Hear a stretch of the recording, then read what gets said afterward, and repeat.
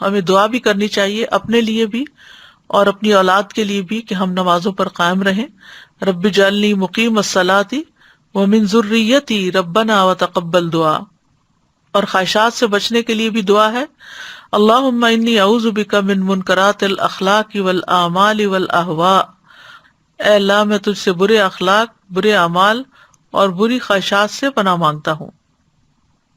تو کرنے کے کام کیا ہیں کہ نمازوں کی فکر کریں، وقت پر ادا کریں، زیادہ سے زیادہ سجدے کریں، یعنی سنت نفل کا بھی اہتمام کریں، فرائض اور نوافل دونوں ہی عمدگی سے ادا کریں، نماز کو اللہ کا فریضہ سمجھ کر ادا کریں اور 5 نمازوں کی حفاظت کریں.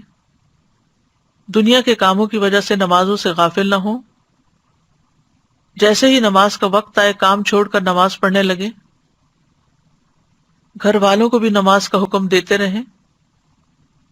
بچوں کو بھی سب سے پہلے اسلام کا یہی حکم سکھائیں اور اس کے بارے میں اس طرح ایکسپلین کریں کہ وہ ساری زندگی نماز نہ چھوڑ سکیں. اللہ تعالیٰ سے دعا ہے کہ اللہ تعالیٰ ہمیں نمازوں کی حفاظت کرنے کی توفیق عطا فرمائے. وآخر دعوانا ان الحمد للہ رب العالمین. سبحانک اللہم وبحمدک اشہد ان لا الہ الا انت استغفرک واتوب الیک.